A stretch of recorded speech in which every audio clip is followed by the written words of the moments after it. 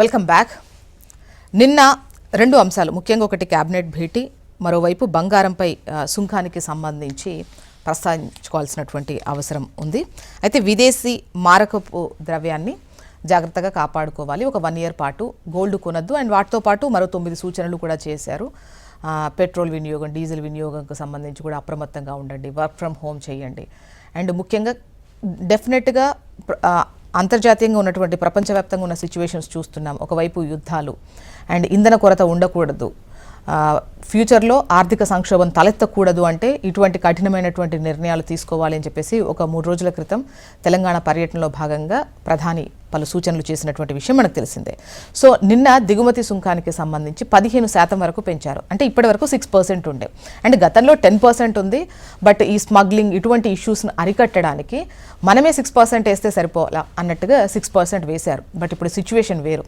బంగారం పెద్ద ఎత్తున జనాలు కొంటున్నారు. సేఫెస్ట్ ఇన్వెస్ట్మెంట్ ప్లాన్లో భాగంగా బంగారం వైపే మొగ్గు చూపుతున్నటువంటి క్రమంలో ఏ కాస్త ఉన్న బంగారం కొనేద్దాం, మళ్ళీ ఇంకెంత పెరుగుతుందో ఏంటో అన్నటువంటి భయంలో ప్రజలు ఉన్నారు. సో బంగారం ఏడాది పాటు కొనొద్దంటే వింటారా? సో ఈ సుంకానికి సంబంధించి 15%, అందులో ఒక 4% అంటే గతంలో ఉన్న 10%కి తీసుకొచ్చి అందులో అగ్రికల్చర్ సెస్ యాడ్ చేసి 15%కి తీసుకొచ్చారు. నిన్న ఒక్కరోజే మేలిమి బంగారం 24 క్యారెట్ పైన 10 grams వచ్చేసి 9,000 మేర పెరిగినటువంటి సిచ్యువేషన్ చూసాము. దీనిపై అంటే ఫ్యూచర్లో సామాన్యులకు ఇక బంగారం కొనడం అనేది కలగా మారుతుందా, ఏంటి సిచ్యువేషన్ అనేటువంటిది ఒకటి.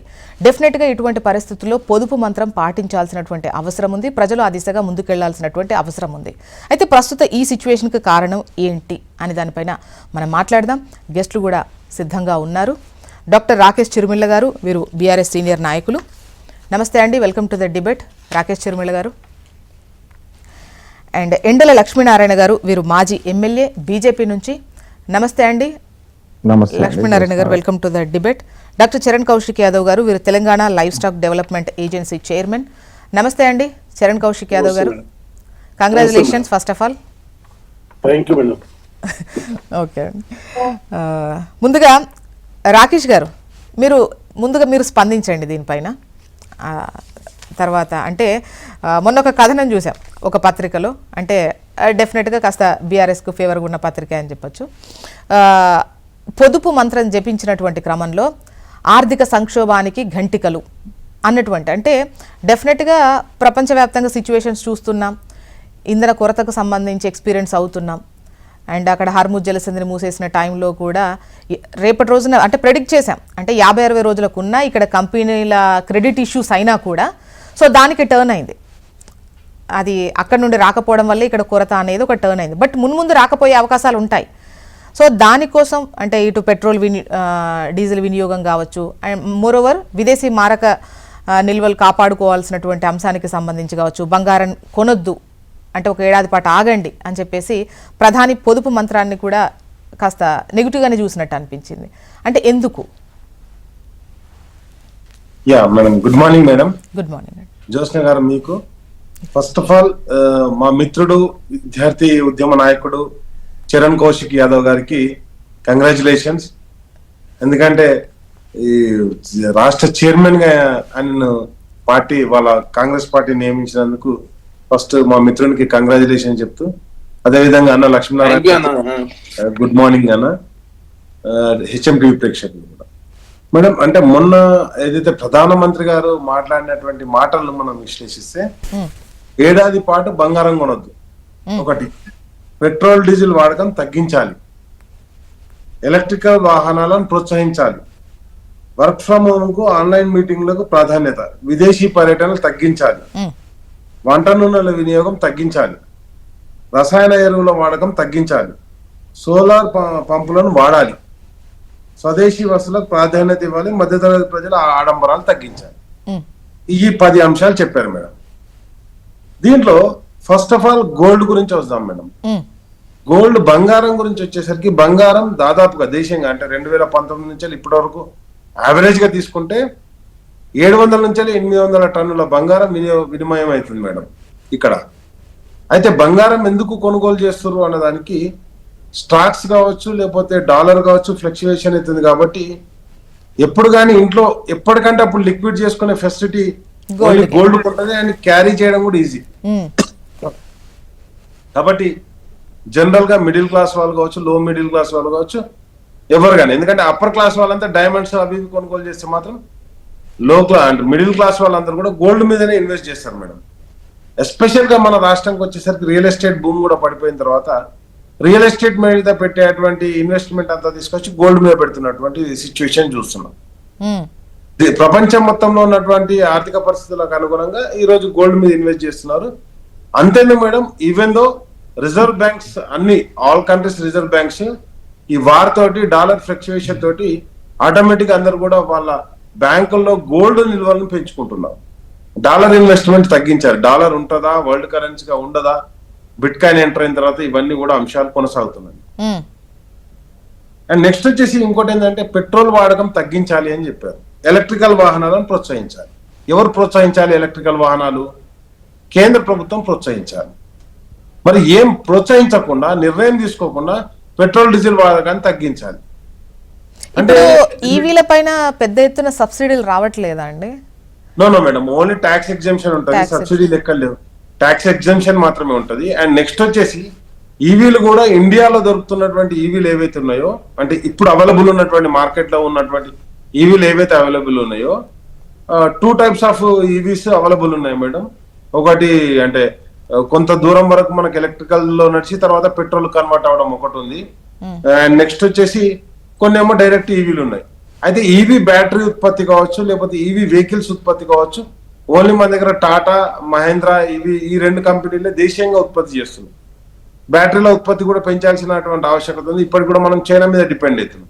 కాబట్టి వెంటనే కేంద్ర ప్రభుత్వం ఇప్పటివరకు దాని మీద అంటే చర్యలు తీసుకోలేదు, నిర్ణయం తీసుకోలేదు. మరి ఒకవేళ ఈవీ వెహికల్ అని ప్రోత్సహించాలంటే వాళ్ళకి పెద్ద ఎత్తున సబ్సిడీ ఇవ్వాలి. ఆ దిశగా కూడా చర్యలు చేపట్టలేదు. అండ్ నెక్స్ట్ వచ్చేసి వర్క్ ఫ్రమ్ హోమ్ కు ప్రిఫరెన్స్ ఇవ్వాలంటే అది ఇవ్వాల్సింది కంపెనీలు మేడం. మీరు రిక్వెస్ట్ చేయాల్సింది ఎంప్లాయీస్ కి కాదు, కంపెనీస్ కి. కంపెనీస్ అన్నిటికి కూడా ఇది సిచ్యువేషన్ ఉంది కాబట్టి వర్క్ ఫ్రమ్ ఆల్రెడీ మొత్తం దేశం మొత్తంలో అంటే ప్రపంచం మొత్తంలో, ఐఎమ్ నాట్ సేయింగ్ దేశం, ప్రపంచం మొత్తంలో కూడా ఒక ఆర్థిక మాంద్యం ఏర్పడి చాలా మంది సాఫ్ట్వేర్ ఇంజనీర్లను తొలగిస్తున్నటువంటి పరిస్థితి. కాబట్టి వీటన్నిటిని కూడా ఇంప్రూవ్మెంట్ చేయాల్సిన ఆవశ్యకత ఉంది. అండ్ నెక్స్ట్ వచ్చేసి విదేశీ పర్యటనలు తగ్గించాలి. విదేశీ పర్యటనలు తగ్గించాలని ప్రజలకు చెప్పి ప్రధాని మోడీ గారు వెంటనే విదేశీ పర్యటనలకు వెళ్ళిపోతున్నారు. అండ్ నెక్స్ట్ వచ్చేసి వంట నూనెల వినియోగం తగ్గించాలి. మేడం, వంట నూనెల వినియోగం తగ్గించాలంటే అవి తగ్గించేదానికంటే మన ఉత్పత్తిని పెంచుకునే దిశగా ఎందుకు చర్యలు చేపట్టలేదు? ఇప్పుడు మలేషియా పోయినాం మేడం, మలేషియాలో గుట్టలు కావచ్చు, కొండలు కావచ్చు, మొత్తం కూడా అక్కడ అంటే పామాయిల్ తోటలు, వాళ్ళు ఆయిల్ కు సంబంధించినవి పెంచుతారు మేడం. దాదాపుగా మనం 75-80 సంవత్సరాల తర్వాత కూడా ఇంకా మనం విదేశీ అంటే నూనెలను ఇంపోర్ట్ చేసుకుంటున్నటువంటి పరిస్థితి. కాబట్టి దేశీయంగా మనం వంట నూనెల ఉత్పత్తిని పెంచుకోవాల్సిన ఆవశ్యకత ఉంది. దాన్ని ఇప్పటికి కూడా కేంద్ర ప్రభుత్వాలు కావచ్చు, రాష్ట్ర ప్రభుత్వాలు ఐడెంటిఫై చేయట్లేదు. మేమంటే ప్రభుత్వంలో ఉన్నప్పుడు పెద్ద ఎత్తున పామాయిల్ తోటలను ప్రోత్సహించడం జరిగింది. నేను ఒకటే విజ్ఞప్తి చేస్తున్నా, అంటే అది ఈ రోజు ఉన్నటువంటి కేంద్ర ప్రభుత్వం అంటే అప్పుడు కేంద్రం చేసిన సూచనే కదా అండి. ఇప్పుడు పామాయిల్ తోటలకు సంబంధించి కేంద్రం నుంచి సూచన వచ్చింది. ఇప్పుడు రష్యా యుక్రెయిన్ యుద్ధం టైంలో కూడా పెద్ద ఎత్తున వంట నూనెల ధరలు పెరుగుతాయి. సో ఇకపై టఫ్ సిచ్యువేషన్ ఉంటుంది. అటువైపు ఏం జరిగినా కూడా ఇక్కడ టఫ్ సిచ్యువేషన్ ఉంటుందనే కదా కేంద్రం నుంచి వచ్చినటువంటి లీడే కదా. రాష్ట్రాలు కూడా పామాయిల్ తోటలకు సంబంధించి నేనేమంటున్నా అంటే ఈ రాష్ట్రంలో పెరిగినట్టు అన్ని రాష్ట్రాలలో పెరగాలి. అండ్ నెక్స్ట్ వచ్చేసి పామాయిల్ తోట పెడితే మీకు 5 years వరకు వాళ్ళకు ఎలాంటి క్రాప్ రాదు మేడం. అంటే 5 years తర్వాత క్రాప్ వస్తుంది. 5 సంవత్సరాలు పడుతుంది మేడం పామాయిల్ తోట. ఈ రోజు పెట్టగానే రేపు పొద్దుగా దించుకోనికి రాదు. అట్లాంటప్పుడు ఏం చేయాలంటే మనం పల్లిని ప్రోత్సహించాలి. పల్లి కావచ్చు, నువ్వులు కావచ్చు, వీటితోటి మనకి ఏంటంటే ఆముదం కావచ్చు, ఆ పంటల్ని మనం ప్రోత్సహించాలి. ఈ సీజన్ లో వెంటనే కేంద్రం నిర్ణయం తీసుకోవాలి, వాటి మీద సబ్సిడీ ఇవ్వాలి, వాటిని పెద్ద ఎత్తున కొనుగోలు చేస్తామని నమ్మకం కల్పించాలి. ఇప్పుడు మీకు ఎప్పుడైతే దేశీయంగా పల్లి నువ్వులు పెరిగినాయి అనుకోండి, ఆముదం పెరిగింది అనుకోండి, ఆటోమేటిక్ గా మీకు అది వంట నూనెల ఇంపోర్ట్ తగ్గిపోతాయి కదా. కాబట్టి ఆ పంటలను ప్రోత్సహించాల్సిన బాధ్యత కూడా కేంద్ర రాష్ట్ర ప్రభుత్వాల మీద ఉంటది. ఈ రోజు ఉన్నటువంటి సిచ్యువేషన్ ఇమీడియట్ గా మనం ఏం చేయొచ్చు అంటే వెంటనే పల్లిని నువ్వులను ప్రోత్సహించాలి. ఆ దిశగా కేంద్ర ప్రభుత్వం, రాష్ట్ర ప్రభుత్వం చర్యలు చేపట్టాలి. అండ్ నెక్స్ట్ వచ్చేసి రసాయనాల ఎరుగం వాడకం తగ్గించాలి. అయితే రసాయన ఎరువుల వాడకాన్ని తగ్గించాలని చెప్పేసి నిర్ణయం తీసుకున్నటువంటి శ్రీలంకలో ఏం జరిగిందో మనం చూసాం. ఆహార సంక్షోభం తలెత్తింది.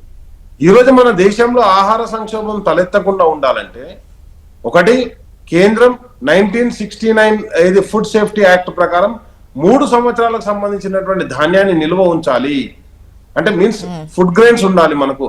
వార్ సిచ్యువేషన్ కావచ్చు, అంటే ప్రపంచంలో ఎక్కడ వార్ జరిగింది ఇక్కడ ఉన్నటువంటి సిచ్యువేషన్ కావచ్చు. అండ్ నెక్స్ట్ వచ్చేసి మనకు యూరియా నిల్వలు కూడా మినిమం 1 year బఫర్ స్టాక్ పెట్టాలి. యూరియా ఉత్పత్తిని కూడా దేశీయంగా పెంచుకోవాల్సిన అవసరం ఉంది. పంటలు ఎట్లయితే పెరుగుతున్నాయో ఆటోమేటిక్ గా యూరియా పెంచుకోవాలి. ఒకవేళ దేశీయంగా నిజంగానే మీరు చెప్పినట్టు రాకేష్ గారు మళ్ళీ వాయిస్ తీసుకుంటా ప్లీజ్. మేడం ఫైనల్ ఒకటి ఏంటంటే సోలార్ పంప్ సెట్లు అన్నారు. సోలార్ పంప్ సెట్లను కూడా పెద్ద ఎత్తున వినియోగం తీసుకురావాలి. అండ్ నెక్స్ట్ వచ్చేసి స్వదేశీ వస్తువుల ప్రాధాన్యత పెంచాలంటే పెంచాల్సిన బాధ్యత కేంద్రందే కదా.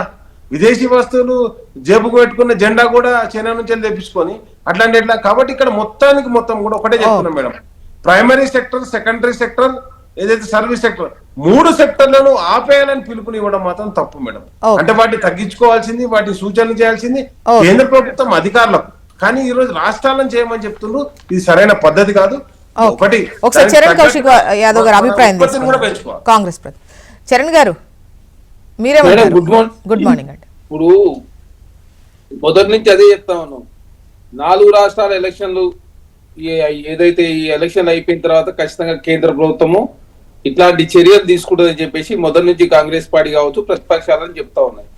ఎలక్షన్లు అయిపోయిన తక్షణమే నరేంద్ర మోడీ గారు అదేవిధంగా వారి కాన్వాయ్లో 50% అదే 1000 వాహనాలను తగ్గించుకుంటామని చెప్పడం, అదే కాకుండా దిగుమతి సుంకాన్ని 6% నుంచి 15% పెంచడం, బంగారం వెండి దిగుమతి సుంకాన్ని పెంచుతూ, అదే కాకుండా ప్రధానంగా డీజిల్ పెట్రోల్ తక్కువ వాడాలని చెప్పేసి ప్రభుత్వ కార్యాలయాలకు సూచనలు చేయడం, అదే కాకుండా ఇక్కడ చాలా స్పష్టంగా ఏంటంటే చాలా రోజుల సంక్షోభం ఎదుర్కొంటా ఉంది భారత ప్రభుత్వం. కాబట్టి ఎలక్షన్లు వస్తున్నాయి కాబట్టి ఆ ఎలక్షన్ల ముందు ఇట్లాంటి బయటపడితే భారతీయ జనతా పార్టీ గెలుపు సాధ్యం కాదు. కాబట్టి ఇవన్నీ కూడా దాచిపెట్టే ప్రయత్నం చేసిరని చెప్పి ప్రతిపక్షాలు చెప్తున్నటువంటి మాటలు ఇప్పుడు చాలా స్పష్టంగా ప్రధానమంత్రి గారి మాటల రూపంలో నిజమవుతున్నగా కనపడతా ఉంది. ఎందుకంటే ప్రపంచవ్యాప్తంగా ఎప్పటి నుంచో సంక్షోభాలు ఎదుర్కొంటా ఉన్నాయి. ఆ సంక్షేమ నివారణ చర్యల కోసం ఏం చేస్తారో చెప్పండి ప్రధానమంత్రి గారు, అదేవిధంగా కేంద్ర ప్రభుత్వం చెప్తే కేంద్ర ప్రభుత్వం మౌనం వహించింది, ప్రధానమంత్రి గారు కూడా మౌనం వహించి ఆర్థికంగా భారతదేశం చాలా పరిపుష్టిగా ఉంది. నరేంద్ర మోడీ గారు ఉన్నంత కాలం భారతదేశంలో ఎలాంటి సంక్షోభాలు కానీ చరణ్ గారు అదే కాకుండా ఏ రకమైన సమస్యలు రావు, ప్రతి దానికి పరిష్కారం నరేంద్ర మోడీ గారే చెప్పారు. ఏదైతే బంగారం ఒక 1 year పాటు కొనొద్దు అండ్ ఇంతకుముందు రాకేష్ గారు కూడా మొన్న ఏదైతే తెలంగాణ పర్యటనలో భాగంగా వచ్చి చెప్పారో, అంటే ఇక్కడ పర్యటన అయినప్పటికీ దేశవ్యాప్తంగా ప్రజలకు ఒక పిలుపునిచ్చారు. సో పొదుపు చేయండి కాస్త. విదేశీ మారక నిల్వలకు సంబంధించి డెఫినెట్గా ఇప్పుడు కొన్ని సర్వేల లెక్కల ప్రకారం 9 నుంచి 11 రోజుల వరకు ఉన్నాయి, లేదంటే కొంతమంది కొన్ని అటు ఇటు లెక్కలు ఉన్నాయి కానీ కాస్త తక్కువనే ఉన్నాయి. ఇప్పుడు ఎలర్ట్ అవ్వాల్సినటువంటి అలారం మోగినటువంటి సిచ్యువేషన్. సో ఈ క్రమంలో ఇటువంటి చేస్తే ప్రజలు ఫాలో అయితే తప్పేంటి మేడం? తప్పు కాదు, మేమేమో చెప్పాము మొదటి నుంచి చెప్తా ఉన్నాం, ఫారెన్ డైరెక్ట్ ఇన్వెస్ట్మెంట్ FDIలు వెళ్ళిపోతా ఉన్నాయి, ఆ దిశగా చర్యలు తీసుకొని చెప్పి ప్రతిపక్షాలు గగ్గోలు పెడితే పడుచుకున్న పాపన పోలేదు. FDI విషయంలో కేంద్ర ప్రభుత్వం మౌనం వహించింది. ఇప్పుడు FDIలు కావచ్చు, ఫారెన్ డైరెక్ట్ ఇన్వెస్ట్మెంట్స్ లేవు, ఫారెన్ రిజర్వ్స్ లేవు, అదే కాకుండా రిజర్వ్స్ లేవు కాబట్టి ఇట్లా నిర్ణయాలు తీసుకున్నాం అని చెప్పేసి ఇప్పుడు ఎలక్షన్లు అయిపోయిన తర్వాత కేంద్ర ప్రభుత్వము ఈ దేశ ప్రజలను అలర్ట్ చేసే ప్రయత్నం చేస్తే ఎట్లా? ఎప్పటి నుంచో చేయాల్సినటువంటి సంక్షోభాన్ని తీరా దగ్గరకు వచ్చిన తర్వాత, సంక్షోభంలో కురుకుపోయిన తర్వాత ఇప్పుడు నిర్ణయాలు తీసుకుంటే ఆర్థిక వ్యవస్థ గాడిలో పెట్టే పరిస్థితి కూడా ఉండదు. కాబట్టి మీరు ఎలక్షన్లు ఉన్నప్పుడు ఒక సందర్భంగా ఎంత కూడా ఎలక్షన్లు ముడిపెట్టే అంశం కాబట్టి ఎలక్షన్ల సందర్భంగా ఇట్లాంటి అంశాలను కూడా బయటికి రాకుండా ఎలక్షన్లు అయిపోయిన తర్వాత ఇప్పుడు ఎలక్షన్లు చాలా దూరంలో ఉన్నాయి కాబట్టి భారతదేశం ఆల్రెడీ సంక్షోభంలో ఉంది కాబట్టి ఆ సంక్షోభాన్ని బయటికి చెప్పకుండానే ఓన్లీ పొదుపు మంత్రం నరేంద్ర మోడీ గారు చెప్పించే ప్రయత్నం జరుగుతా ఉంది. దానిలో భాగంగానే చరణ్ గారు నేను మొన్న ఒక కథనం చదివాను, అందులో ఇందిరా మేడం హయాంలో కూడా బంగారం కొనడం ఆపండి అని చెప్పేసి, అది మరి లేకపోతే ఎవరన్నా ప్రచారంగా రాశారా అనేది నిజం చెప్పాలంటే అది నాకు దానిపైన చదివానంతే. సో మీ హయాంలో కూడా అయింది అన్నారు, దాని గురించి ఏమైనా క్లారిటీ ఇస్తారా లేదంటే అది ప్రచారం అనుకోవాలా? రాకేష్ గారు ఫేక్ న్యూస్ రైట్? మీరు ఒకసారి వెనుకకి వెళ్ళి చూసినట్లయితే ఇంత గడ్డు పరిస్థితి ఏనాడు లేదు భారతదేశం ఒకానికి మనం మొదటి నుంచే అలర్ట్ కావాల్సిన అవసరం ఉందని చెప్పేసి అదే చిదంబరం లాంటి వాళ్ళ ఆర్థికవేత్తలు చాలా స్పష్టంగా చెప్పినట్టు పరిస్థితి. ఎందుకంటే జయరాం రమేష్ గారు కూడా, ఎందుకంటే రోజు రోజు రూపాయి పతనం అవుతా ఉంది, డాలర్ పెరుగుతా ఉంది. ఇది సంక్షోభ దిశగా పయనిస్తుందంటే ఏం కాదని చెప్పేసి నరేంద్ర మోడీ గారు వారు ప్రధానమంత్రి కాకముందేమో బంగ్లాదేశ్ రూపాయి ఎట్టుంది, పాకిస్తాన్ రూపాయి ఎట్టుంది, కాంగ్రెస్ వచ్చి ఇట్లా అయింది అట్లా అయింది పెద్ద ఎత్తున ప్రచారం చేసింది. ఈ ఏకంగా 95 రూపాయలకు పోయిన పరిస్థితి మనం చూసినాం. కాబట్టి తీసుకోవాల్సిన చర్యలు సరైన వేలో తీసుకోకపోవడం మూలంగా భారతదేశం ఆర్థికంగా సంక్షోభాన్ని ఎదుర్కొంటున్నమాట వాస్తవం. ఇంకా భవిష్యత్తులో చాలా ఇబ్బందికరమైన పరిస్థితులు అదేవిధంగా ఎదురయ్యే అవకాశం కూడా చాలా స్పష్టంగా ఉంది. ఇప్పటికైనా ప్రత్యేక పార్లమెంటు సమావేశాలు ఏర్పాటు చేసి ప్రతిపక్షాలు కావచ్చు, నిపుణుల సలహా సూచన మేరకు భారత్ ప్రభుత్వం ముందడుగు వేయకపోతే భవిష్యత్తు ఇంకా చాలా అంధకారమైన పరిస్థితి కూడా వస్తుంది. ఎందుకంటే శ్రీలంకలో మనం పరిస్థితి చూసినాం, పాకిస్తాన్ లో ఏమైందో మనం చూసినాం, శ్రీలంకలో కనీసం కూరగాయ ధరలు ఆకాశాన్ని అంటినటువంటి పరిస్థితి కూడా మనం చూసినాం. కాబట్టి ఆ దిశగా మనం చర్యలు తీసుకోకుండా ఒట్టినే ఏదో 50% మా కాన్వాయ్ లో వెహికల్ తక్కువ చేసుకుంటున్నాం, పొదుపు జపం ఓన్లీ గవర్నమెంట్ ఆఫీసులలో అదేవిధంగా ఇంధన నియంత్రణకు సంబంధించినటువంటి నిబంధనలు తీసుకొస్తుంటే కుదరదు. ఎందుకంటే భారతదేశంలో దాదాపు 150 కోట్ల మంది ప్రజలు ఉన్నారు. అదే కాకుండా సంక్షోభం ఎదురైనట్లయితే భారతదేశం చాలా రకరకాల ఇబ్బందులు ఎదురయ్యే అవకాశం ఉంటుంది. అదే కాకుండా బంగారానికి సంబంధించినటువంటి ఇప్పుడే బంగారం గుర్తొచ్చినట్టు నరేంద్ర మోడీ గారు చాలా రోజుల సంది మొత్తం దేశ ప్రజలకు కొంత అలర్ట్ చేసి ఉంటే ఈ వరకు ఆ సంక్షోభ నివారణ చర్యలు కూడా పూర్తి స్థాయిలో ఇంప్లిమెంట్ అయ్యి దాని ద్వారా ప్రజలు కూడా ఎలాంటి ఇబ్బంది ఎదుర్కొనే పరిస్థితి వచ్చేది. ఇప్పటికే చాలా పెద్ద ఎత్తున భారత్ సంక్షోభంలో ఉన్న మాట వాస్తవం. దానిలో భాగంగా ఫారెన్ డైరెక్ట్ ఇన్వెస్ట్మెంట్స్ వెళ్ళిపోవడం, అదే కాకుండా ఎవరైతే ట్రంప్ గారు తీసుకున్న నిర్ణయాల మూలంగా కూడా భారతదేశం చాలా ఇబ్బందికరమైన పరిస్థితి ఎదుర్కొన్న మాట వాస్తవం. అదే కాకుండా ఉక్రెయిన్ రష్యా వారు కావచ్చు, ఇప్పుడు ఇజ్రాయెల్ ఇరాన్ వారు కావచ్చు, రకరకాల ప్రపంచవ్యాప్తంగా వస్తున్న మార్పుల ఆధారంగా భారత్ మారకపోవడం మూలంగానే ఆర్థికంగా భారత్ చాలా ఇబ్బందికర పరిస్థితి ఎదుర్కొంటా ఉంది.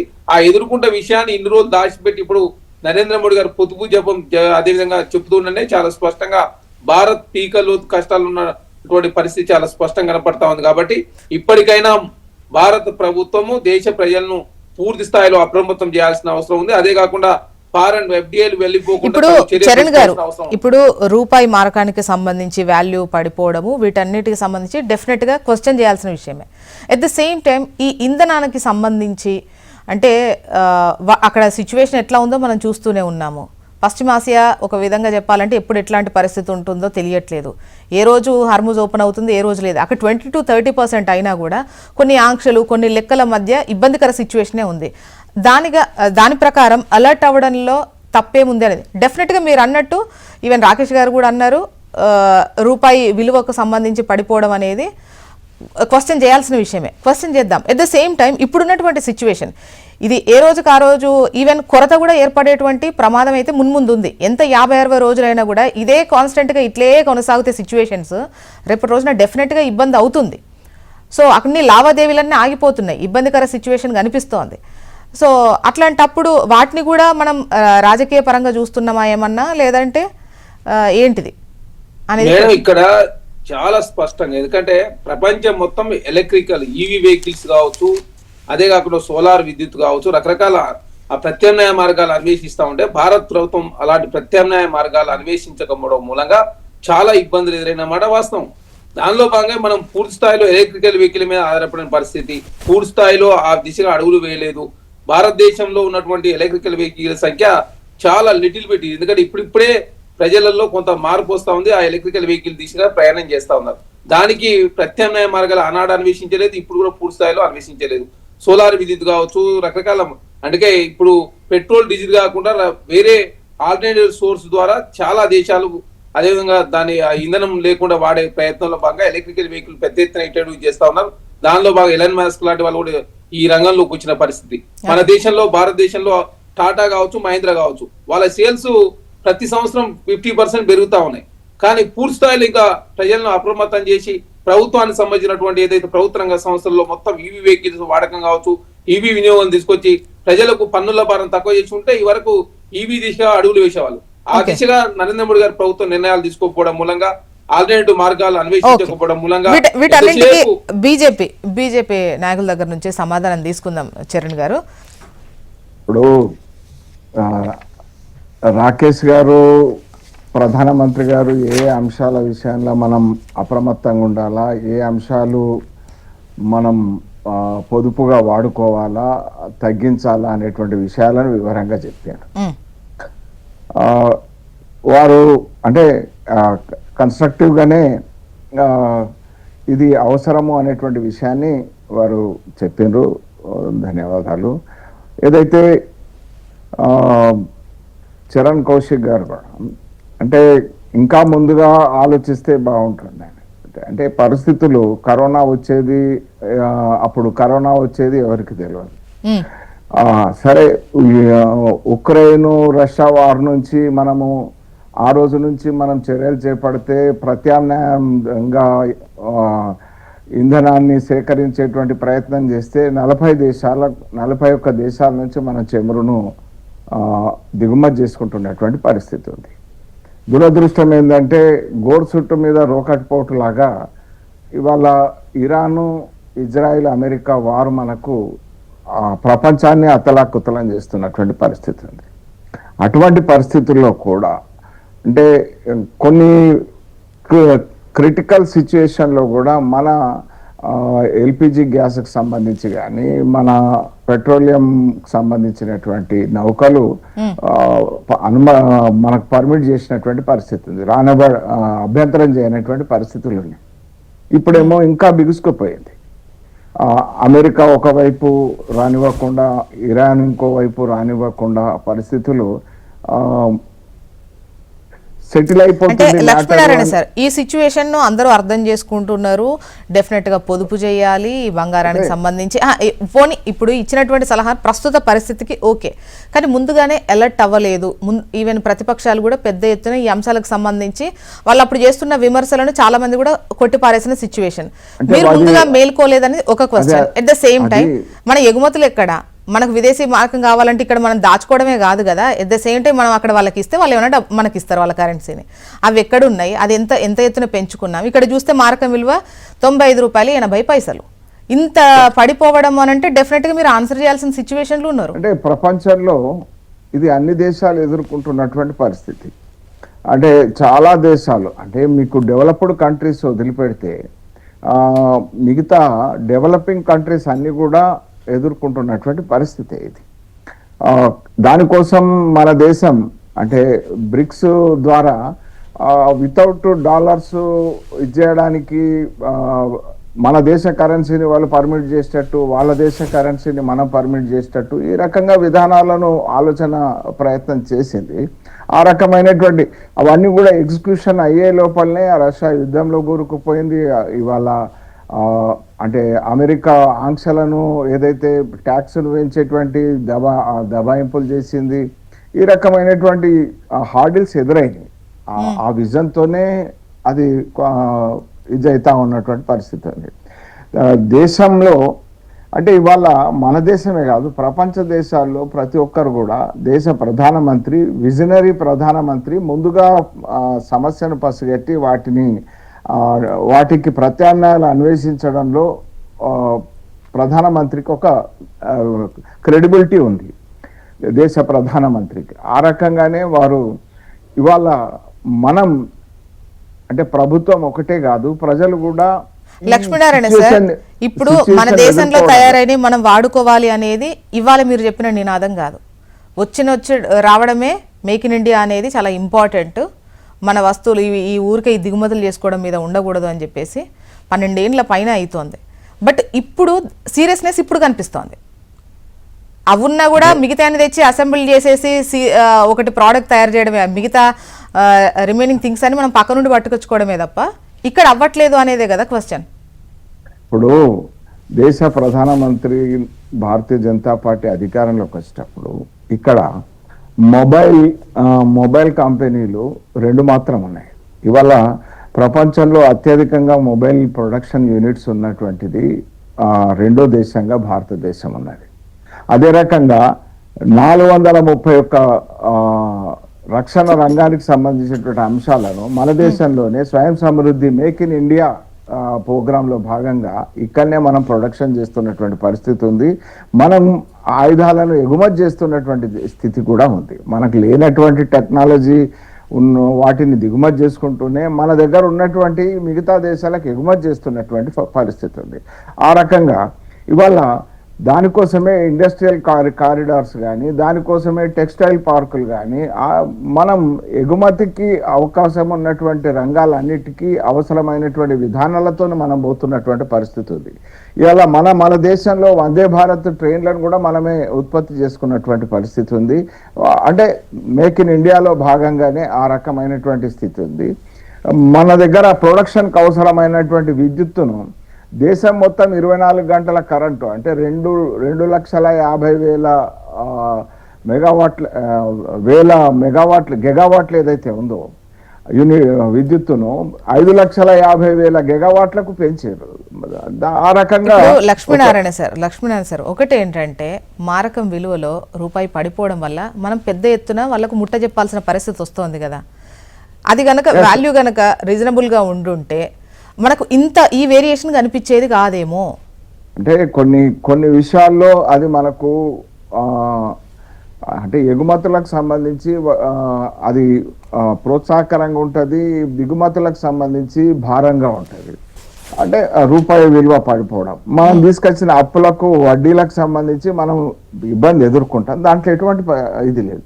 ఇది సర్కమ్స్టాన్సెస్ బేస్ చేసుకొని అంతర్జాతీయ ప్రపంచ బ్యాంకు వాటికి సంబంధించి విలువను నిర్ధారించేటువంటి పరిస్థితి ఉంటుంది. దాన్ని మనం అనుసరించాల్సినటువంటి స్థితి ఉంటుంది. కానీ అంటే మనం ఎదుర్కొన్నటువంటి స్థితులు సాధారణమైనటువంటి స్థితులు కావు. కరోనా అనేటువంటిది ప్రపంచ దేశాలనే అతలాకుతలం చేసింది. ఇవాళ ఈ 2 యుద్ధాలు ఆధారపడి ఉన్నటువంటి, మనం ఎరువులను దాని నుంచే దిగుమతి చేసుకుంటాం, వాటి నుంచే దిగుమతి చేసుకుంటాం, పెట్రోలియం వాటి నుంచే దిగుమతి చేసుకుంటాం. మనం ఏవైతే ఉక్రెయిన్ నుంచి సన్ఫ్లవర్ ఆయిల్ను మనం దిగుమతి చేసుకునేటువంటి పరిస్థితి ఉంటుంది. వీటన్నిటి నుంచి దూరంగా పోవడానికి ఇప్పుడు మన రాకేష్ గారు చెప్పారు ఏదైతే పామ్ ఆయిల్కి సంబంధించి అప్పటి నుంచే సబ్సిడీలు ఇవ్వడం ద్వారానే కొంత పెంచే ప్రయత్నం జరిగింది. సార్ వాటికి అఫ్ కోర్స్ మనం పామాయిల్ వినియోగం ఎక్కువనే, వాటికి సబ్సిడీ ఇస్తున్నారు, మంచిదే. డెఫినెట్ గా అది 4 నుంచి 5 ఏళ్ల పంట, 4 నుంచి 5 ఏళ్ల పంట. సో మనం ఇక్కడ వాడే అనుగుణంగా ఇమ్మీడియట్ గా మనకు కావాలి, 1 year లో మనకు అంత కొంచెం సెట్ అవ్వాలి అంటే డెఫినెట్ గా నువ్వులు, వేరుశెనగ ఇవనేవి కూడా వాటి గురించి ఆలోచించి వాటికి ప్రోత్సాహకం ఇంపార్టెంట్ కదా. అంటే ఇవి ఒకసారి నువ్వులు అంటే వాటి ధరలు ఏ రకంగా పెంచారు అంటే దాదాపు రెట్టింపు ధరలు పెంచారు. నువ్వులై కానీ, అదే రకంగా పల్లీలై కానీ, లేకపోతే సోయాబీన్ కానీ, లేకపోతే వీటన్నిటిని కూడా సన్ఫ్లవర్ది కానీ దాదాపు రెట్టింపు. కాంగ్రెస్ గవర్నమెంట్ అధికారం దిగిపోయినాడు ఉన్నటువంటి వాటికి రెట్టింపు ధరలు ఇప్పుడు వస్తున్నటువంటి పరిస్థితి ఉంది. ఎందుకు? దాన్ని ప్రోత్సహించడం కోసమే సపోర్ట్ ప్రైస్ను పెంచారు. ఇవాళ ఏదైతే అంటే ఇవాళ పప్పులు ఏవైతే ఉన్నాయో ఆ రోజు 4,300 క్వింటాలు, ఇవాళ 8,400 పైగా పెరిగినటువంటి పరిస్థితి ఉంది. ఆ రోజు ఏదైతే పెసర్లు ఆ రోజు 4,500 క్వింటాలు, ఇవాళ 8,700 పైన పెరిగినటువంటి పరిస్థితి ఉంది. మరి అదే రకంగా ఇవాళ ఆ రోజు ప్యాడీ మనకు తెలుసు, ఆ రోజు 1,310 రూపాయలు, ఏ గ్రేడ్ అయితే 1,345 రూపాయలు. ఇవాళ తప్పదు సార్, పెంచక తప్పదు. ఎందుకంటే ధరలు ఎట్లున్నాయి చూస్తున్నాం. వాళ్ళు పండించిన దానికి మిగతా ఎరువులై కావచ్చు, వాళ్ళ సాగుకి ఎంత ఖర్చు అవుతుంది. స్వామినాథన్ కమిషన్ రికమెండేషన్స్ ఏవైతే ప్రొడక్షన్ కాస్ట్ మీద 50% ఇవ్వాలనేటువంటిది రికమెండేషన్స్ అయితే వాటిని చిత్తశుద్ధితో అమలు చేస్తున్నారు. కాబట్టి ఈ రైతన్నకు గిట్టుబాటు ధర ఇచ్చేటువంటి తాపత్రయంలో భాగంగానే స్వామినాథన్ కమిషన్ రికమెండేషన్ అమలు చేసేటువంటి చిత్తశుద్ధిలో భాగంగానే ఈ రకంగా ధరలు పెరిగినాయి. రైతన్నకు గిట్టుబాటు ధర కోసం కేంద్ర ప్రభుత్వం దృఢ నిశ్చయంతో ఉన్నది కాబట్టి ఈ రకంగా పెరిగినాయి. మీరు అంతకుముందు వెళ్ళకంటే ఎప్పుడైనా గొర్రెతో ఒక బెత్తడే అన్నట్టు 50 రూపాయలు, 25 రూపాయలు, 40 రూపాయలు అట్లా పెంచారు. వందల కొద్ది పెంచడం అనేటువంటిది ఇప్పుడు కూడా కిలోకు పైసల లెక్కన పెరిగిన లెక్కే కనిపిస్తోంది కదా. అంటే ఓవరాల్ గా 72, 73, 62 రూపాయలు ఇట్లా కనిపిస్తున్నా కూడా కిలో లెక్కన చూస్తే పైసలే కదా సార్. కిలో లెక్క మీరు ఏ లెక్కను చూసినా కూడా మీరు ఒక 13 క్వింటాల్కు అంటే మీరు పైసల లెక్కన అంటే అంతకుముందు వేరే అంటే రూపాల లెక్క పెంచారా? అది పైసలో భాగంగా పెంచారు కదా, పైసలల్లో ఇంకా భాగం చేసి పెంచారు కదా కిలోకి. అయితే మొత్తం అంటే ఓవరాల్ గా 72 రూపాయలు అంటే నేను ఒకటి అడుగుతా ఉన్నాను, 1345 రూపాయలు వరి ధర ఉంటే ఇవాళ 24,444 రూపాయలు అయిందంటే అది ఎంత పెరిగినట్టు? ఒక కుంటాల్కు ఎంత పెరిగినట్టు అండి? దాదాపు 1,100 రూపాయలు పెరిగినట్టు కాదండి. అంటే ఇవాళ సోయాబీన్ కానీ లేకపోతే పత్తి ధర ఆ రోజు 3,850 రూపాయలు ఉండే కుంటల్కు, ఇవాళ ఎంత పెరిగింది? 6,800 పైన పెరిగినటువంటి. ఎన్నేండ్ల పీరియడ్ టైం? ఎన్నేండ్లేంది? 10 సంవత్సరాలు. 10 ఏళ్ల క్రితం ధరలు ఎట్లా ఉన్నాయి, రైతులకు గానీ వాళ్ళ పెట్టుబడి ఎట్లుండే, ఇప్పుడు ఎట్లుండే ఉన్నటువంటి ధరకు రెట్టింపు ధర ఈ 10 సంవత్సరాల్లో వస్తున్నది. ఓకే సార్, మళ్ళీ మీ వాయిస్ తీసుకుంటా. రాకేష్ గారు చెప్పండి, కనీస మద్దతు ధరలకు సంబంధించి కూడా. మేడం, ఫస్ట్ ఆఫ్ ఆల్ నేనేమంటున్నా అంటే లక్ష్మీనారాయణ గారు చెప్పినట్టుగా అన్ని మద్దతు ధరలు పెరిగాయి మేడం. అదే టైంలో 60 రూపాయలు ఉన్న డీజిల్ 100 రూపాయలకు వచ్చింది మేడం, 90 రూపాయలకు వచ్చింది. అంటే ఉత్పత్తి చేయడానికి కావాల్సినటువంటి డీజిల్ ధర పెరిగింది, పొటాషియం ధర పెరిగింది. 50 కిలోలు ఉన్నటువంటి యూరియా బత్త 45 కిలోలు అయింది మేడం. పెరగాల్సినటువంటి యూరియా బత్త అది తగ్గింది, ధర పెరిగింది, యూరియా బత్త బరువు తగ్గింది. కాబట్టి నేనేమంటున్నా అంటే, అండ్ అదే విధంగా ఎప్పుడైతే ఉత్పత్తి చేయడానికి మనకు ఇన్వెస్ట్మెంట్ పెరుగుతుందో ఆటోమేటిక్ గా ధాన్యం ధర పెంచింది. కానీ ధర పెంచినటువంటి ధాన్యానికి కేంద్ర ప్రభుత్వం గ్యారంటీ కాదు, రాష్ట్ర ప్రభుత్వం గ్యారంటీ కాదు, ఇక్కడ మానిటరింగ్ సిస్టమ్ లేదు. అండ్ నెక్స్ట్ వచ్చేసి నేను ఏమంటున్నా అంటే, ఏది కానీ చెప్పడం ఈజీగా చెప్పేస్తున్నారు, కానీ దాన్ని ఎందుకు మనం పాటించట్లేదు. అండ్ నెక్స్ట్ ఇంకొకటి మేడం, డాలర్ కూడా డబుల్ అయింది. 60 రూపాయలు ఉండే ఈరోజు 96 రూపాయలకి అయింది. మరి డాలర్ ధర ఎందుకు పెరిగింది?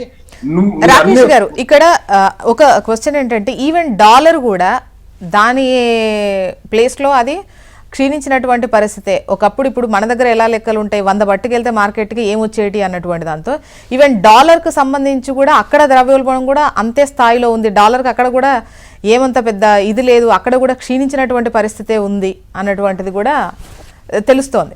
అంటే వాళ్ళు దీన్ని కరెక్ట్ చేసుకునేటువంటి క్రమంలో కూడా ఇతర దేశాలకు సంబంధించి ఎగుమతులు దిగుమతుల ఈక్వేషన్స్లో ఈ సుంకాలు, ఈ టారిఫ్లు ఈ పెద్ద ఎత్తున అజ్జేస్తున్నారు అనేది ఒకటి.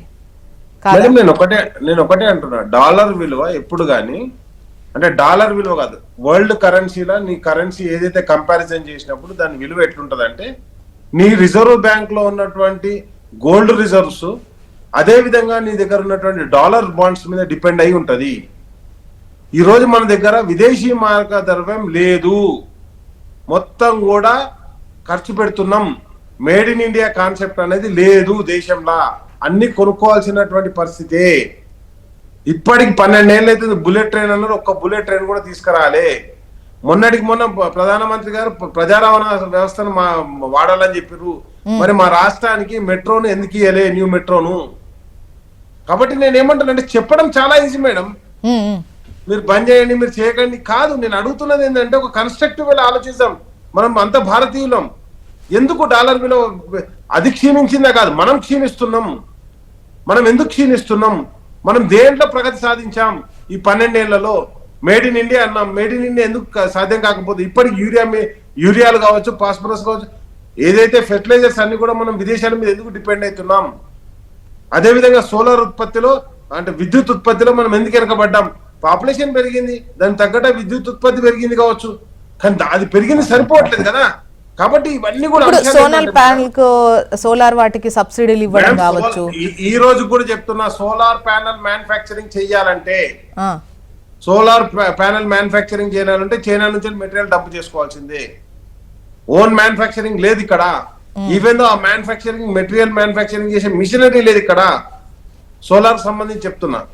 అండ్ నెక్స్ట్ వచ్చేసి ఏవైతే సోలార్ పంప్ సెట్లకు సబ్సిడీ అన్నారో, దేశం మొత్తాన్ని కలిపి 5 కోట్లు ఎవరికి సరిపోతాయి మేడం? కాబట్టి నేనేమంటున్నా అంటే, ఈ రోజు మనం ఉన్నటువంటి పరిస్థితిని ఇంకా పెంచుకోవాలి, మెరుగుపరచుకోవాలి. ఏ రంగంలో కూడా మనం స్వయం సమృద్ధి సాధించలేకపోయాం. కాబట్టి అదే విధంగా Confident కేటాయింపులు point. లేవు. ఇప్పుడు నేను ఒకటే అంటున్నా, మెట్రో ఎందుకు కేటాయించాలి మేడం? మరి ఇప్పుడు ప్రజా రవాణా సంస్థను మనం జోస్నా పెంచుకోవాలనుకున్నాం. రాకేష్ గారు నెక్స్ట్ వచ్చేసి ఒకటి కంక్లూడింగ్ మేడం, పాయింట్ రండి. లక్ష్మీనారాయణ సార్, ఫైనల్ గా మీకు తీసుకుంటాను, ఎందుకంటే ఇద్దరికి మీరే సమాధానం చెప్పాలి, నీడగా ప్రశ్నలకు మేడం, సమాధానం చెప్పాలి మేడం, కాబట్టి మీకు ఇంకోటి కంక్లూడింగ్ చెప్తున్నా. పాయింట్ రండి రాకేష్ గారు. మీరు ఇంకో మాట చెప్పారు, June 6, 1967 న్యూస్ పేపర్ మేడం మీరు పెట్టింది, ఆ. మీరు ఏదైతే చూసినామన్నారు ఆ న్యూస్ పేపర్ కాదు అని హిందూ వాళ్ళు పబ్లిష్ చేసిర్రు. ఇక దానికి కౌంటర్ కూడా ఇచ్చారు మేడం. అంటే నేను ఏమంటున్నానంటే, యాక్చువల్ గా నాకు అది చదివినప్పుడు దానికి సంబంధించిన నేను సోర్స్ ఇంకోటి తెలియలేదు, అది నేను చదివింది రాకేష్ ఫేకా గారిని కాదన్న విషయం foreign నాకు తెలియలేదు, reserve- అందుకోసమే నేను క్లారిటీ కోసం No, అడిగానే madam. తప్ప అదే అని No, no, నేను madam. మీరు చదివింది చెప్పట్లేదు.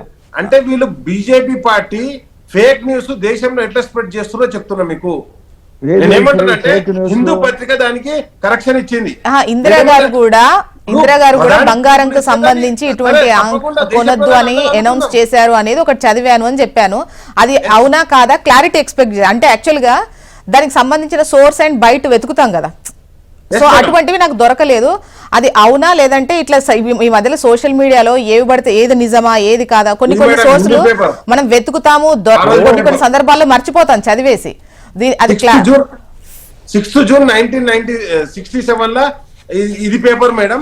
దానికి దేశ ప్రధానమంత్రి గారు దేశాన్ని అప్పీల్ చేసేటప్పుడు వీళ్ళు అన్నారు, వాళ్ళు అన్నారు, వీళ్ళు చేసారు, అప్పుడు అట్లయింది, ఇప్పుడు అట్లయింది అని ప్రధానమంత్రి అనలేదండి, అనలేదు. లక్ష్మీనారాయణ సార్, ఇక్కడ బీజేపీకి నేను అనట్లేదు, నేను ఏం అడగట్లేదు, మీకు అర్థమైంది. ప్రధాని గారు చెప్పారు అని నేను అనట్లేదు, ఇందిరా గారి పేరు ప్రధాని గారు ప్రస్తావించారని నేను చెప్పట్లేదు. నేను ఒక దగ్గర న్యూస్ చదివాను, నీ అప్పుడు కూడా జరిగింది కదా అని నేను కౌశిక్ గారిని అడిగాను. రెండో విషయము రాకేష్ గారు చెప్తున్నారు, మన అంతర్జాతీయ ఏదైతే ఫారిన్ కరెన్సీ నిల్వలు మనకు ఇప్పుడు లేవు అని అంటున్నారు. 690 బిలియన్ డాలర్ల ఫారిన్ రిజర్వ్స్ ఉన్నాయి, కానీ హారతి కర్పూరంగా మనం ఇప్పుడు పెరిగినటువంటి ఇవాళ అంతర్జాతీయ పరిస్థితులలో మనము లక్ష్మీనారాయణ సార్ ఫైనల్ గా మీ వాయిస్ తీసుకుంటా ప్లీజ్. చరణ్ గారు మీరు చాలా సందర్భాల్లో విమర్శించారు, ఇది అట్లా కాదు ఇట్లా కాదు అన్నారు, కానీ అట్ ద సేమ్ టైం ఈ యాంగిల్లోనైతే ఏదో సూచన ఇచ్చినట్టుగాను మన దగ్గర నిల్వలు తగ్గిపోతున్నాయి అన్నటువంటి వాడును ఇట్లాంటివి ఎప్పుడు మాట్లాడినట్టయితే అనిపించలేదు. అంటే విమర్శలన్నీ చాలా సందర్భాల్లో చర్చ జరిగింది, ఎందుకు ఎఫ్డిఐలు వెళ్ళిపోతున్నాయి, ఎఫ్డిఐలు వెళ్ళిపోతా ఉన్నాయి. చూడండి, భారతదేశానికి స్వతంత్రం వచ్చినప్పటి నుంచి ఏనాడు ఇట్లాంటి పరిస్థితి మనం చూడలేమని చెప్పేసి చాలా సందర్భాల్లో పార్లమెంట్ లో చర్చ చేద్దామని చెప్పేసి ప్రతిపక్ష పార్టీలు అడిగినప్పుడు భారత ప్రభుత్వం కావచ్చు కేంద్ర ప్రభుత్వం స్పందించిన పరిస్థితి మనం చూసినాం. ఇప్పుడు కోల్ గ్యాసిఫికేషన్ చేస్తామని చెప్తా ఉన్నారు. ఇప్పుడు కోల్ గ్యాసిఫికేషన్ ఇప్పుడు చేస్తే ఎట్లా సాధ్యమవుతుంది, దాని ద్వారా గ్యాస్ ఉత్పత్తి చేస్తాం, దాని మీద పెద్ద ఎత్తున ఇంత ఖర్చు పెట్టబోతా ఉన్నాం చెప్పేసి కేంద్ర ప్రభుత్వం చెప్తా ఉంది. ఎప్పుడో చేయాల్సిన పని ఇప్పుడు చేస్తే ఈ సంక్షోభ సమయంలో అది ఎప్పుడు కార్యరూపం దాల్స్తుంది, ఎప్పుడు ఆ గ్యాస్ ను మనం వినియోగం తీసుకొస్తాం. కాబట్టి ప్రపంచవ్యాప్తంగా ఏదైతే అంచనా సంస్థలు ఉంటాయో దేశాల ఏ దేశానికి యుద్ధం అవుతుంది, యుద్ధం అయినప్పుడు ఎలాంటి సమస్యలు వస్తాయి, ఏ దేశాల సమస్య ఉన్నాయి, ఏది యుద్ధాన్ని దారి తీయచ్చు, ఆ దేశాల మీద మనం ఏమన్నా ఆధారపడి ఉన్నామా, ఆధారపడి ఉన్నట్లయితే ప్రత్యామ్నాయ మార్గాలు ఏమన్నా మనం అన్వేషించగలుగుతామా, భారతదేశాన్ని ఏమైనా చేయగలుగుతామని చెప్పేసి ఇప్పటివరకు అలాంటి చర్యలే తీసుకోలేదు. ఇప్పుడు హడావిడిన అదేవిధంగా మహారాష్ట్రలో ఏదైతే మహారాష్ట్ర ముఖ్యమంత్రి గారు వారి కాన్వాయి తక్కువ చేసుకుంటాం, ప్రత్యేక విమానాల భూము, హెలికాప్టర్ వాడము, రైళ్లు బస్సులు ఉపయోగిస్తామని చెప్పేసి ఏదో కంటి చూడుపు చర్యగా భావిస్తే ఈ సమస్య పరిష్కారం లభించదు. ఎందుకంటే ప్రత్యామ్నాయ మార్గాలు మనం ఎప్పుడూ అన్వేషించాల్సిన సమయంలో అన్వేషించకుండా చివరికి మొత్తం వ్యాధి ముదిరిన తర్వాత ట్రీట్మెంట్ ప్రారంభించినట్టు ఇప్పుడు ప్రారంభిస్తే ఎకానమీ అనేది అదేవిధంగా ఇంప్రూవ్మెంట్ అనేది చాలా తొందరగా కనబడదు. కాబట్టి ఇప్పటికైనా మించిపోయింది ఏం లేదు.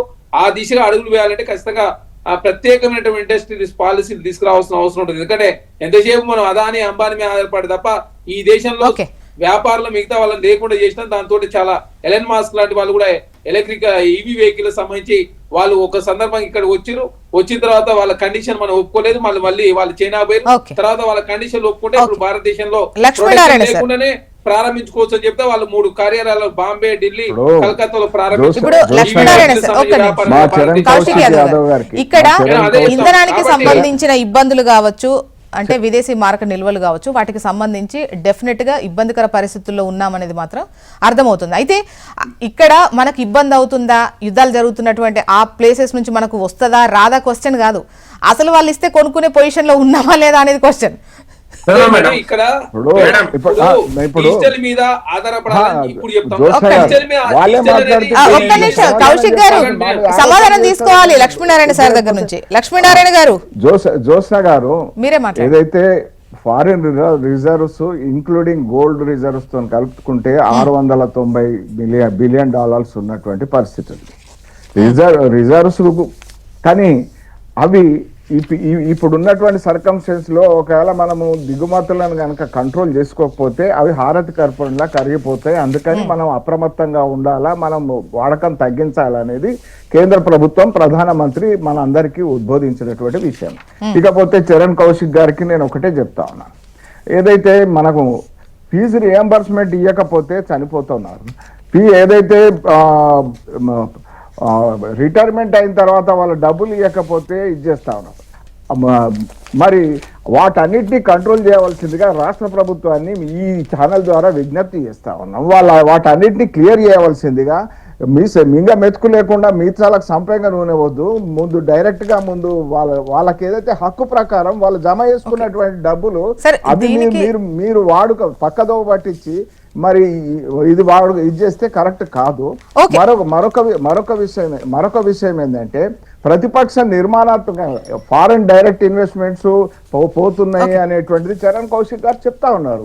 పాపం రాహుల్ గాంధీ గారు బ్రిటన్ పోతారు, మా దేశంలో న్యాయ వ్యవస్థ నడుస్తలేదు, మా దేశంలో ఎన్నికల వ్యవస్థ సరిగ్గా లేదు అంటే ఈ ఎన్నికల వ్యవస్థ నుంచి ఎన్నికై పార్లమెంట్ లో ఉండి ప్రతిపక్ష నాయకుడిగా ఉండి వేరే దేశాలలో పోయి ఈ దేశం మీద దుమ్మెత్తిపోసేటువంటి అనైతికత ఏదైతే ఉన్నదో ఈ దేశానికి అంటే శత్రు దేశాలకు గొంతుగా ఎట్లయితే ఉన్నాడో పాకిస్తాన్ వాళ్ళు కూడా మాట్లాడతలేరు. అట్లా మాట్లాడుతున్నటువంటి వాళ్ళు ఈ ప్రతిపక్షంలో నిర్మాణాత్మక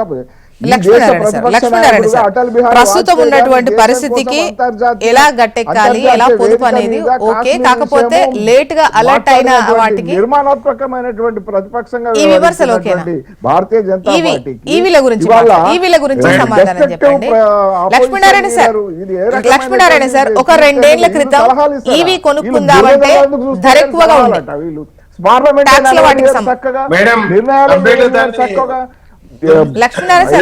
మనం వేరే టాపిక్ లోకి వెళ్ళిపోతున్నాం. ప్లీజ్ మళ్ళీ మీరు అలా విమర్శిస్తే వాళ్ళు సమాధానం చెప్పడానికని వాళ్ళు తీసుకుంటారు. అవి కావు కదా, అసలు మన లైనే అది కాదు, మన చర్చే అందులో లేదు. అంటే వాళ్ళ దగ్గర సమాధానం లేదు కదా మేడం, దాడి చేస్తే ఎవరి దగ్గర సమాధానం లేదు. లక్ష్మీనారాయణ సార్ ఒక్క నిమిషం, ఈ ఇయర్ లో డెఫినెట్ గా ఒక్క నిమిషం రాకేష్ గారు లక్ష్మీనారాయణ సార్ లక్ష్మీనారాయణ గారు ఇప్పుడు ఈవీలకు సంబంధించి డెఫినెట్ గా ఈ రీసెంట్ టైమ్ లోనే సబ్సిడీ కానివ్వండి ట్యాక్స్ ఎగ్జంప్షన్స్ అనేవి మనకు కనిపిస్తున్నాయి.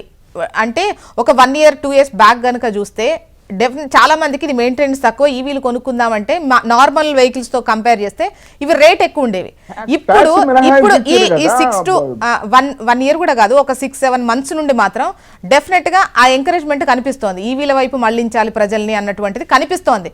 అంటే తెలంగాణనే కాదు, ఈ యూపీ అట్లా లెక్కలు చూసుకున్నా కూడా ఒక్కొక్క దగ్గర 1 year లోనే 4-5 లక్షల వెహికల్స్ అమ్మినటువంటి మొన్న డేటా ఒకటి రిలీజ్ అయింది. అంటే ఈ 6-7 months నుండి మాత్రం డెఫినెట్ గా అందుతోంది. కానీ ఇది కాస్త మీరు ముందుగా మేల్కుంటే బాగుండేది ఎందుకు అనేది వాళ్ళు అన్నటువంటి మాట. అందులో ఏముందండి,